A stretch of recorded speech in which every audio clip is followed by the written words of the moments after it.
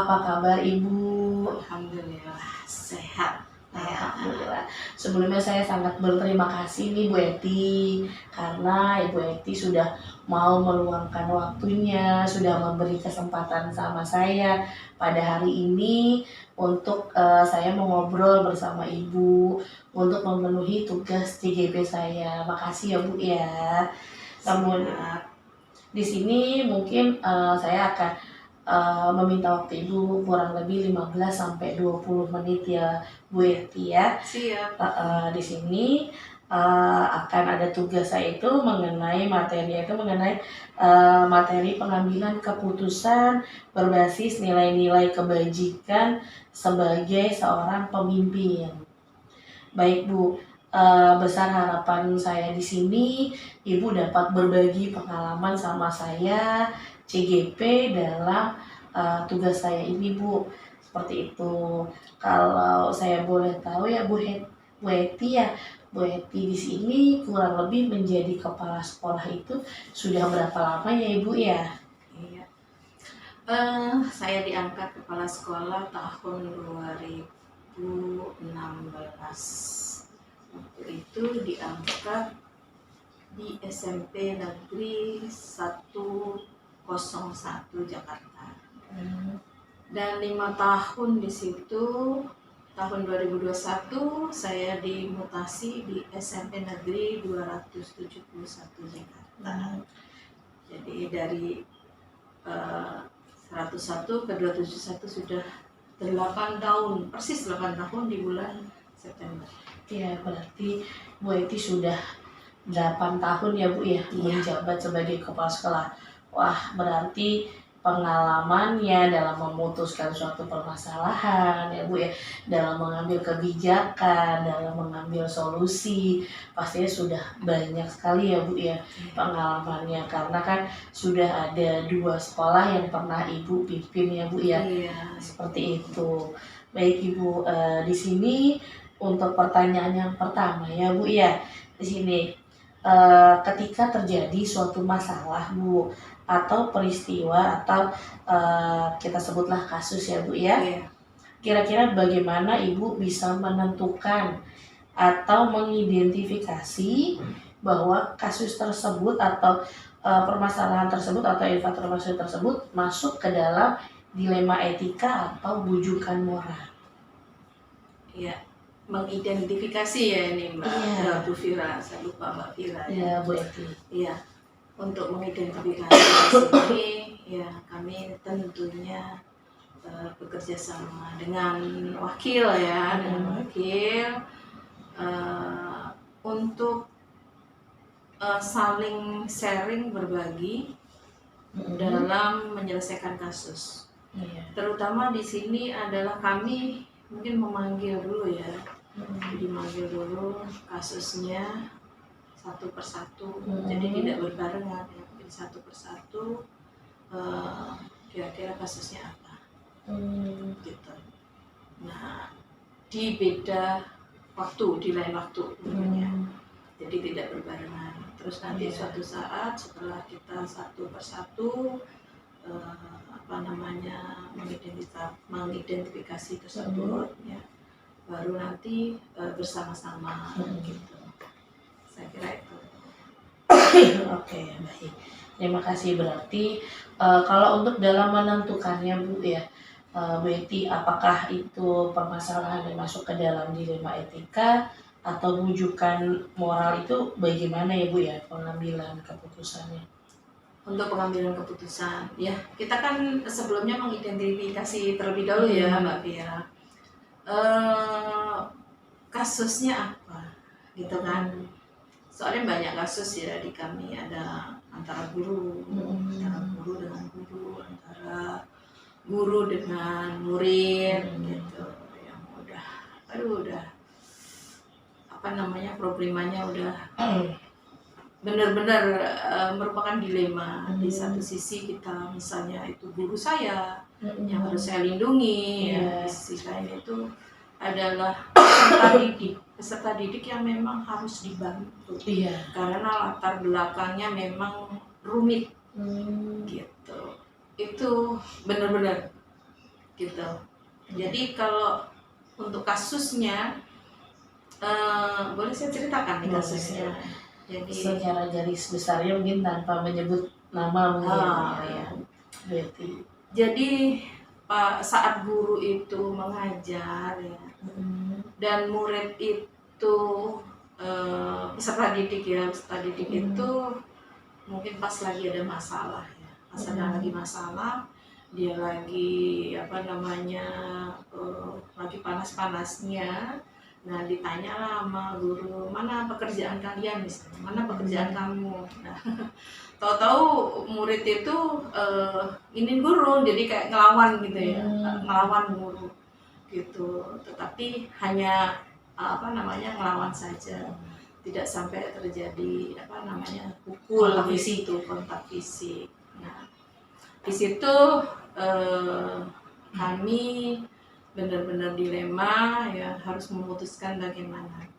Karena di sisi lain itu guru saya, berarti kan guru yang harus dilindungi ya, guru harus dilindungi. Nah, murid di situ memang murid yang latar belakang ekonominya, dia tinggalnya di TPS gitu ya, TPS. Nah, di situ dia bikin rumah yang semi permanen ya, yang kardus kayak itu. Nah, kebetulan masalah itu memang jadi dilema. Teman-teman pun juga itu, anak harus dikeluarkan, Ini teman-teman guru harus dikeluarkan. Nah, kami buat rapat dulu. Masalahnya apa? Yang sebenarnya masalahnya apa? Dari pihak guru ya saya panggil, masalah sebenarnya apa? Ya, terus dari pihak murid saya panggil orang tuanya juga. Jadi muridnya itu seperti ini, anaknya itu seperti ini. Nah, setelah itu memang teman-teman itu pada harus dikeluarkan. Nah, akhirnya saya tanya ke guru tersebut, ya Pak, gimana Pak, apakah anak murid ini harus dikeluarkan? Ya, menurut Bapak bagaimana? Kan gitu ya, supaya Bapak guru itu bisa mempertimbangkan. Kalau dikeluarkan anak itu pasti dia tidak sekolah, pasti putus sekolah. Nah, sedangkan orang tuanya juga begitu. Kalau saya pindah, saya tidak bisa membiayai anak tersebut karena memang pindahnya itu pas kebetulan mutasinya itu udah habis kan. Kalau DKI itu ada jadwal untuk khusus mutasi, paling lambat misalnya bulan Agustus gitu. Nah, itu bulan-bulan September jadi udah tutup ya untuk mutasi. Jadi mau nggak mau kan sekolah swasta. Untuk biaya swasta dia tidak ada. Jadi bisa saja dia bayar uang mukanya, tetapi untuk untuk bayar berikutnya, bayar SPP-nya tidak mampu. Akhirnya ya guru tersebut memaafkan, ya udah Bu, nggak apa-apa, ikhlas. Tapi terus saya saya buat rapat dengan dewan guru, rapat dengan semua dewan guru, karena itu kan kasus yang benar-benar harus tidak bisa mengambil keputusan sendiri. Ya, rapat dewan guru. Nah, banyak kan masukan-masukan guru, istilahnya membantu dengan anak tersebut. Dan yang penting gurunya juga ikhlas, nggak apa-apa Bu, jangan Bu. Akhirnya rapat dewan guru memutuskan kalau anak tersebut itu dilanjut untuk sekolah. Berarti kalau seperti itu harus pakai itu juga ya Bu ya, prinsip moralnya ya Bu ya. Jadi ego agak ditekan ya Bu ya. Betul. Ya. Gitu. Ya, jadi kalau seperti ini berarti modelnya itu peraturan versus kasih sayang ya, karena masih ada rasa kasih sayang. Baik Bu, terima kasih. Untuk pertanyaan yang kedua Bu, bagaimana selama ini Ibu menjalankan pengambilan keputusan di sekolah Ibu, terutama untuk kasus-kasus di mana dua kepentingan sama-sama benar dan sama-sama mengandung nilai kebijakan atau nilai kebajikan? Ya, itu tadi Jadi kan tadi kan saya mengambil keputusan seperti itu ya kan.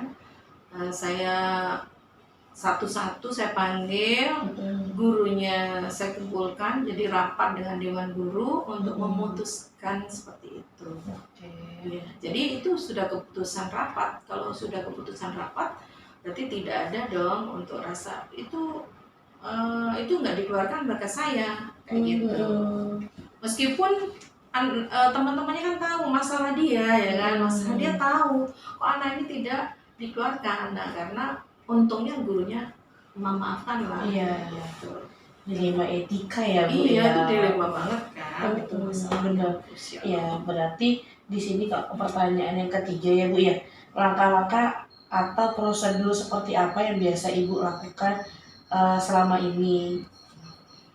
Jadi langkah-langkah dalam menghadapi ini ya, yaitu tadi saya perlu mengidentifikasi terlebih dahulu masalahnya apa nih ya. Setelah masalahnya apa, lalu kami panggillah memanggil apa namanya siswa yang bersangkutan yang bermasalah ya. Memanggilnya sebelumnya itu satu persatu. Nah lalu kalau memang saya belum bisa memutuskan juga, saya manggil wakil terlebih dahulu, tim manajemen ya, tim manajemen. Setelah tim manajemen ya, nanti kalau memang belum bisa kami putuskan, ya masih terjadi ini pro dan kontra.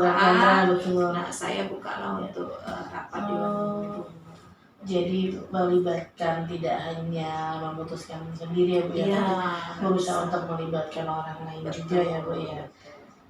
Nah, bijaksana bijaksini. Iya betul. Harus ada bijaksana ya Bu ya dalam memutuskan. Kalau sesuai aturan nggak bisa, harus kan misalnya. Iya. Itu udah pelanggaran yang pelanggaran berat ya. Iya betul. Ya itu tadi kita melihat. Iya apalagi tadi ada dari siswanya ya Bu ya, dari siswa yang lain juga mulai tidak bisa seperti itu. Nggak dikeluarkan seperti itu. Nah kemudian Ibu untuk yang keempat Bu, hal-hal apa saja yang selama ini Bu Eti anggap efektif dalam pengambilan keputusan pada kasus-kasus dilema etika? Yang menurut saya efektif ya seperti itu Mbak Bu Fira. Jadi kita tidak bisa lah mengambil keputusan sendiri. Kalau masalah itu memang dianggap berat. Kalau masalah itu misalnya melibatkan orang lain lagi, kita nggak bisa memutuskan sendiri. Gitu.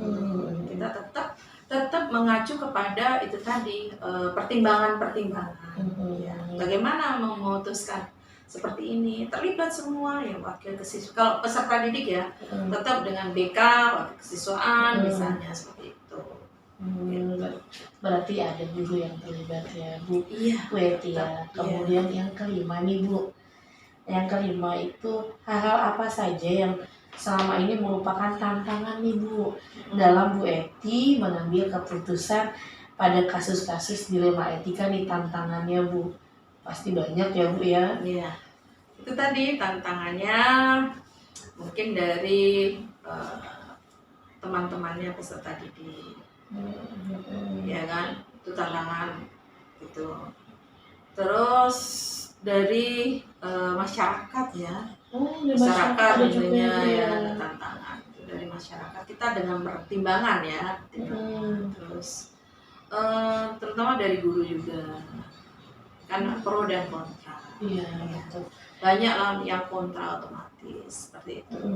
Nah untuk menghadapi hal-hal seperti itu kan kita perlu adanya kesepakatan. Kemudian Bu berarti semua itu perlu dibicarakan baik-baik ya Bu ya, dengan kesepakatan, kemudian identifikasi, lalu juga pengumpulan informasi ya Bu Eti ya. Tidak mudah lah Mbak Fira kalau memutuskan dilema apa namanya etika. Ya.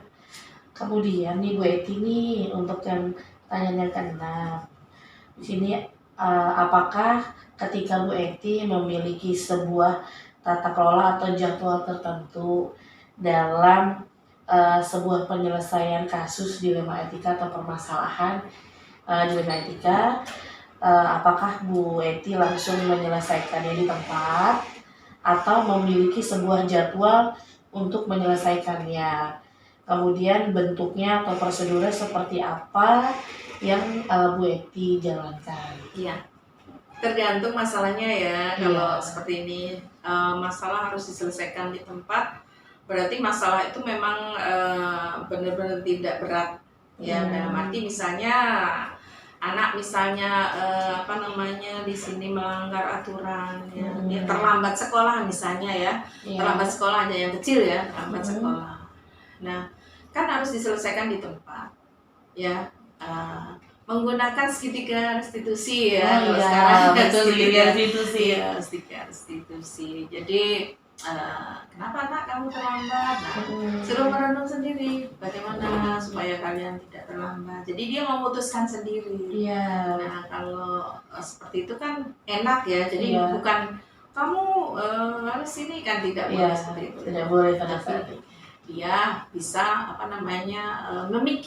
berpikir sendiri, merenung lalu berpikir, nah bagaimana baiknya kalau aku ini biar tidak terlambat. Jadi dia yang mencari solusinya sendiri juga ya.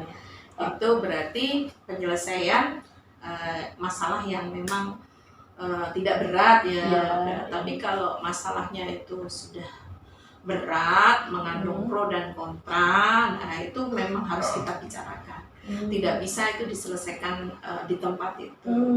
Ya, itu tadi. Tapi perlu ada waktu lah, ya perlu ada waktu khusus. Misalnya hari ini, misalnya ketemu ini, gitu. Ya ada targetnya waktu lah, ya. Gak mungkin secepat itu, gitu. Berarti dalam pengambilan keputusan yang tidak bisa langsung diselesaikan, ada ditentukan targetnya juga ya Bu Eti ya. Jadi misalkan hari ini ketemu dengan siapa, kalau perlu survei dulu. Ini kenapa anak tersebut seperti ini, kan kita harus tahu. Gitu. Nah kebetulan BK-nya sudah paham dengan anak tersebut gitu. Berarti sampai home visit ya Bu Eti ya. Luar biasa, berarti tidak sembarangan mengambil keputusan ya, karena kan solusinya supaya tidak banyak pihak yang merasa dirugikan. Betul sekali. Gitu ya Bu Eti ya. Allah, saya dapat inspirasi banget ya. Memang harus begitu Mbak Bu Fira, apalagi di daerah Jakarta itu udah banyak. Iya, apalagi sekarang agak lebih sulit ya, tidak bisa sembarangan ya Bu Eti ya. Kemudian ini nih Bu yang ketujuh, adakah seseorang atau faktor-faktor apa yang selama ini mempermudah Bu Eti atau membantu Bu Eti dalam pengambilan keputusan pada kasus dilema etika? Saya sharingnya ya dengan itu tadi, tim. Ada BK, guru BK, ada tim manajemen. Ya itu. Kalau memang keputusan itu harus diangkat dengan bersama-sama guru, yaitu rapat dewan guru. Seperti itu ada, ya pasti itu tim tadi. Berarti ada kalanya memang harus sharing dengan tim manajemen ya. Itu memang ya itu tadi, ada harus bisa memilah masalah tadi ya kan.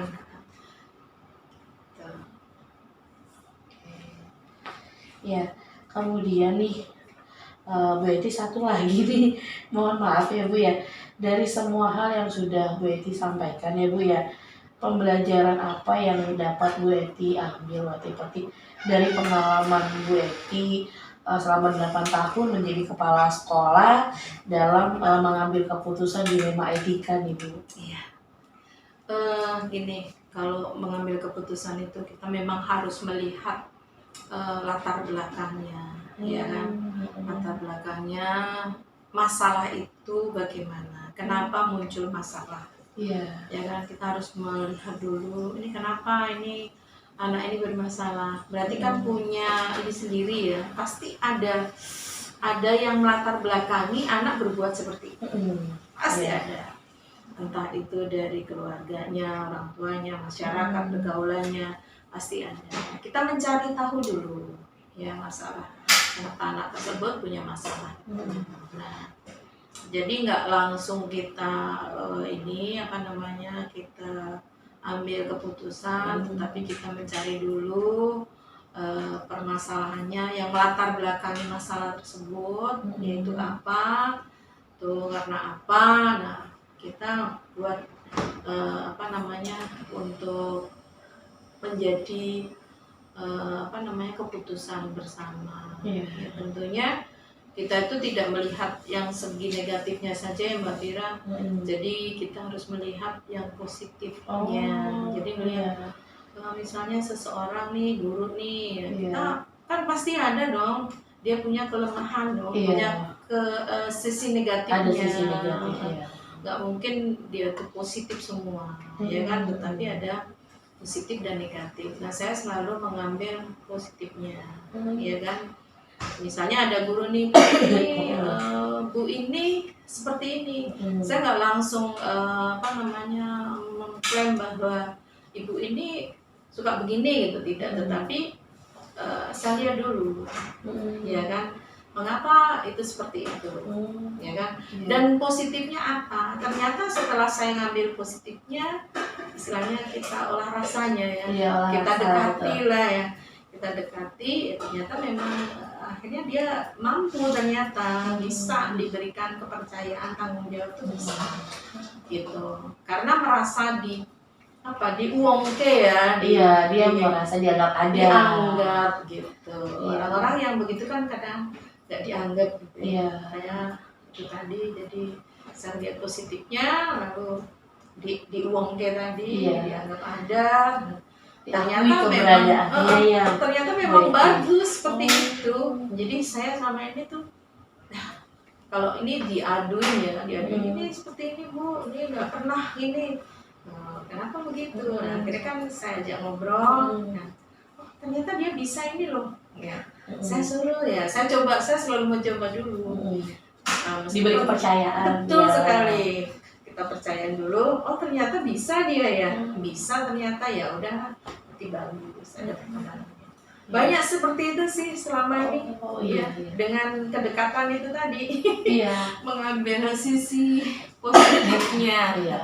Berarti untuk ininya berarti kita harus mengambil sisi positif. Betul. Orang lain dulu ya Bu ya. Jadi sebelum mendengarkan dari orang lain dulu, misalkan si ini begini, kita coba lihat dulu posisi positifnya. Kemudian mungkin karena dia seperti itu, mungkin karena dia merasa tidak dianggap ada. Mungkin setelah kita anggap ada ya seperti itu ya Bu ya. Terus mencoba untuk diberi kepercayaan ya Bu ya. Aduh, luar biasa sekali nih Bu Eti. Saya sangat terinspirasi nih dari tadi Ibu dalam pengambilan keputusan sebagai seorang pemimpin. Berarti kita tidak harus melihat dari ego, kita harus menekan ego kita. Kemudian memang ada masa-masa dan saat kita harus mengambil keputusan langsung di tempat. Ada yang harus terjadwal seperti itu di lembaga kita, apalagi seperti tadi ada pro dan kontra. Kemudian ada guru yang berpendapat harus dikeluarkan, misalkan yang satu lagi selebihnya jangan. Kemudian belum dari masyarakat, dari siswa. Sepertinya ini nanti bisa saya terapkan, bisa saya gunakan di inspirasi untuk memecahkan masalah mungkin dalam hal kecil ke siswa mungkin seperti itu. Baik, Bu Eti, saya sangat berterima kasih atas waktunya pada hari ini. Saya diberikan kesempatan untuk mengobrol dengan Ibu ini, luar biasa sekali dengan Bu Eti yang sibuk seperti itu. Makasih ya Bu Eti ya, sehat-sehat ya Bu Eti ya. Terima kasih banyak Bu Eti sebelumnya. Amin. Terima kasih. Assalamualaikum warahmatullahi wabarakatuh.